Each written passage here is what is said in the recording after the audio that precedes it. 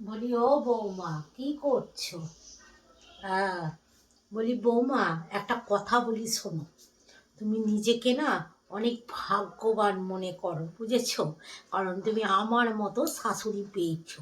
এই যে তুমি সারা দিন কাজ না করে সারাক্ষণ ঘরে বসে মোবাইল ঘাঁটছো, ঘর বসে শুয়ে বসে কাটাচ্ছ। আমার শাশুড়ি আমাদের বেলায় বাবা গো বাবা কত কাজ করাতো। হুম। আর আমাদের সময় তো সব মোবাইল টোবাইলও ছিল না, কত কাজ করতে হতো, সারা দিন হাড় ভাঙা খাটুনি, বুঝেছো?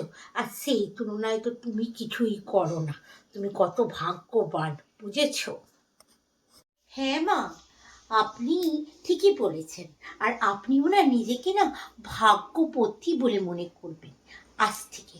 তার কারণ আমি যা বাড়িতে করতাম মায়ের সঙ্গে ব্যবহার, সেই ব্যবহারটা তো আমি আপনার সঙ্গে করিই না। আমি মায়ের সঙ্গে যা চোপা করতাম, আর মা কোনো কাজ বললে সেটা মুখের ওপর বলে দিতাম পারবো না, সেগুলো তো আমি করিই না এখানে। এগুলো যদি আমি এখনকার মতো যদি আমি আমার মায়ের সঙ্গে ব্যবহার করতাম না, তাহলে আমার মা মনে হয় 7 জন্মের ভালোবাসা আমাকে একদিনেই দিয়ে দিত। সেগুলো তো আপনাকে কিছুই করি না। বাবা গো বাবা, কি চোপ্পা! এসব মেয়ের সঙ্গে কথা বলাও তাই না, বাবা চাই। মানুকে অনেকদিন ফোন করা হয় না, একটু ফোন করি। হ্যাঁ মানু, বল কেমন আছিস? চলছে আমার আর। কি বলবো, কোমরের ব্যথাটা খুব বেড়েছে, বুঝেছিস? তোর দাদার কথা আর বলিস না, বুঝেছিস? কি যে তোর দাদাটা যে কি করে তোর বইয়ের কথা শুনে উঠে আর বসে, তুই জানিস? ছেলেটা আমার এরকম ছিল না। এই বিয়ের পর থেকে দেখছি তোর ছেলেটা আবার কেমন যেন হয়ে গেছে। হ্যাঁ, সারাক্ষণ শুধু বইয়ের পেছন পেছন পেছন পেছন ঘুরে ঘুরে বেড়াবে, আর বইয়ের কথায় উঠবে আর বসবে। তুই জানিস কার মতো যে হয়েছে তোর দাদাটা, আমি আজ পর্যন্ত বুঝতে পারলাম না। কি আর বলবো। আরে মা, বুঝতে পারলেন না আপনার ছেলে কার মতো হয়েছে? আরে বাবার মতো, একদম বাবার মতো। আপনার বাবা যেরকম আপনার কথাই ওঠে আর বসে, ওঠে আর বসে, তারই তো ছেলে আপনার ছেলে, বুঝেছেন? তার জন্য ও একদম বাবার মতো হয়েছে। আরে সন্তান তো বাবা মায়ের মতোই তো হবে, তার জন্য আপনি চিন্তা করবেন না, একদম বাবার মতোই হয়েছে, বুঝেছেন? আর যেটুকুটা বাকি আছে ওইটুকুটা আমি। হ্যাঁ, বাবা গো বাবা, কে আবার? তোর বৌদি?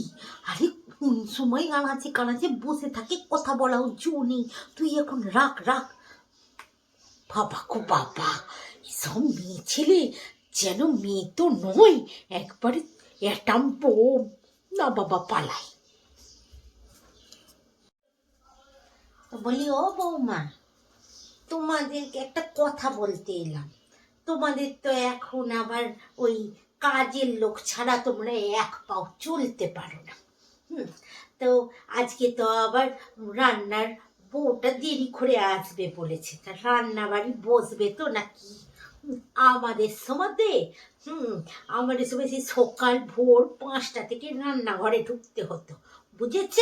হ্যাঁ, আর বিকাল হয়ে যেত রান্না করতে করতে। আর তোমরা তো এখন একটু কিছুতেই কাজের লোক, একটু কিছুতেই কাজের লোক।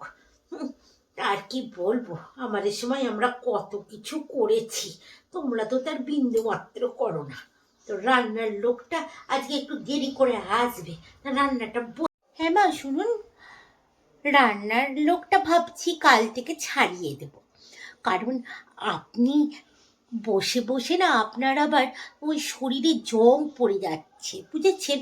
এতদিন এত কাজ করেছেন, ভোর 5টা থেকে উঠে রান্নাবাড়ি করেছেন, আর এখন দেখছি আপনি বসে বসে সারাক্ষণ ফোন আর টিভি দেখে আপনার কোমরে মনে হয় জং ধরে যাচ্ছে। তাই ভাবছি কাল থেকে রান্নার লোকটাকে ছাড়িয়ে দেবো, রান্নাটা আপনিই করবেন, বুঝেছেন?